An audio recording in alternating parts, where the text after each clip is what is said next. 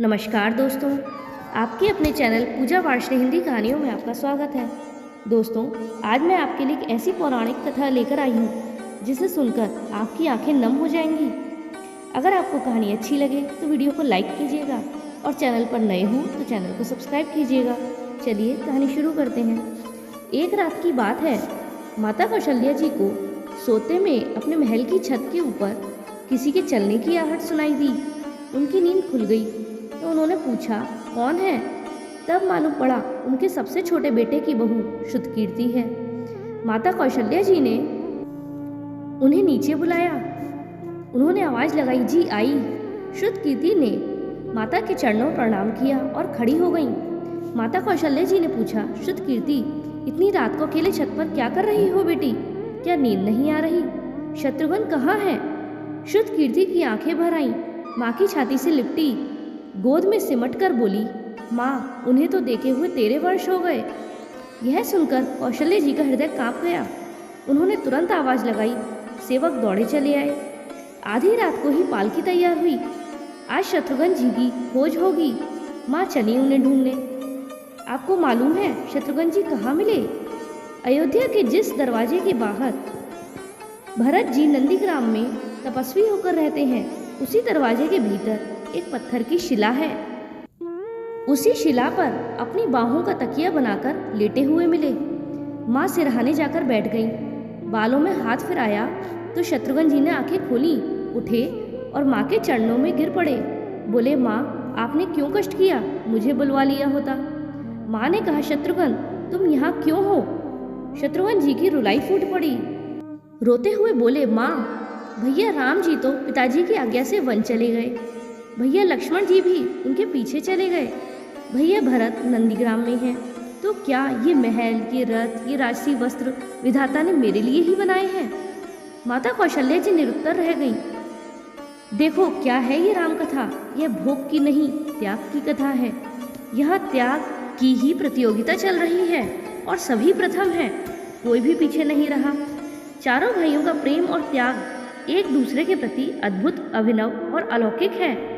रामायण जीवन जीने की सबसे उत्तम शिक्षा देती है। भगवान राम को 14 वर्ष का वनवास हुआ तो उनकी पत्नी सीता मैया ने भी सहर्ष वनवास स्वीकार कर लिया।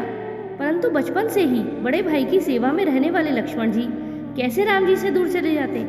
माता सुमित्रा से तो उन्होंने आज्ञा ले ली थी वन जाने की, परंतु जब पत्नी उर्मिला की कक्ष की ओर बढ़ रहे थे तब सोच रहे थे कि मैंने माँ से तो आज्ञा ले ली है, परंतु उर्मिला को कैसे समझाऊंगा, क्या बोलूँगा उनसे?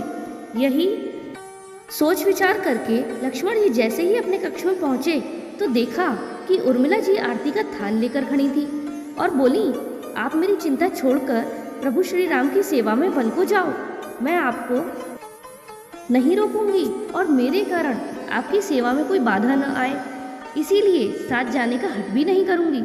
लक्ष्मण जी को कहने में संकोच हो रहा था, परंतु उनके कहने से पहले ही उर्मिला जी ने उन्हें संकोच से बाहर निकाल दिया। वास्तव में यही तो पत्नी का धर्म है। पति संकोच में पड़े उससे पहले ही पत्नी उनके मन की बात को जानकर उन्हें संकोच से बाहर निकाल दे। लक्ष्मण जी चले गए, परंतु 14 वर्ष तक उर्मिला ने एक तपस्विनी की भांति कठोर तप किया। वन में प्रभु श्री राम माता सीता की सेवा में लक्ष्मण जी कभी सोए ही नहीं, परंतु उर्मिला ने भी अपने महल के द्वार कभी बंद नहीं किए और सारी रात जाग जाग कर उस दीपक की लौ को बुझने नहीं दिया। मेघनाथ से युद्ध करते हुए जब लक्ष्मण जी को शक्ति लग जाती है और हनुमान जी उनके लिए संजीवनी का पर्वत लेकर लौट रहे होते हैं, तो बीच में जब हनुमान जी अयोध्या के ऊपर से गुजर रहे थे तो भरत जी उन्हें राक्षस समझकर बाण मारते हैं और हनुमान जी गिर जाते हैं। तब हनुमान जी सारा वृतांत सुनाते हैं कि सीता जी को रावण हर कर ले गया है और लक्ष्मण जी युद्ध में मूर्छित हो गए हैं। यह सुनते ही कौशल्या जी कहती हैं कि राम को कहना कि लक्ष्मण के बिना अयोध्या में पैर भी ना रखें, राम वन में ही रहें। यह देखकर हनुमान जी की आंखों से अश्रुधारा बह रही थी, परंतु जब उन्होंने उर्मिला जी की ओर देखा तो सोचने लगे कि यह एकदम शांत और प्रसन्न खड़ी हैं। क्या इन्हें अपने पति के प्राणों की कोई चिंता नहीं? हनुमान जी पूछते हैं, देवी, आपकी प्रसन्नता का क्या कारण है? आपके पति के प्राण तो संकट में हैं। सूर्य उदित होते ही सूर्य कुल का दीपक बुझ जाएगा। उर्मिला जी का उत्तर सुनकर तीनों लोकों का कोई भी प्राणी उनकी वंदना किए बिना नहीं रह पाएगा। उर्मिला बोली, मेरा दीपक संकट में नहीं है, वो तो बुझ ही नहीं सकता।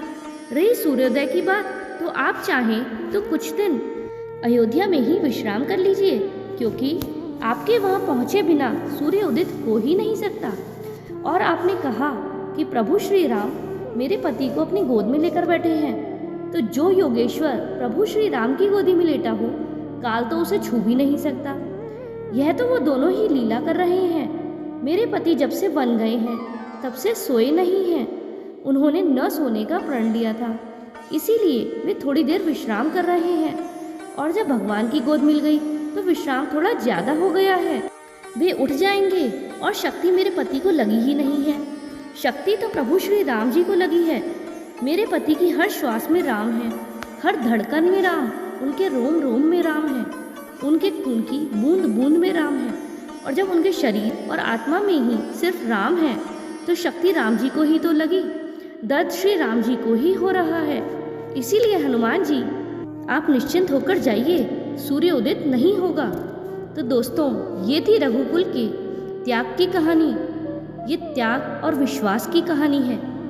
तो बोलो जय श्री राम, जय हनुमान, जय सिया राम।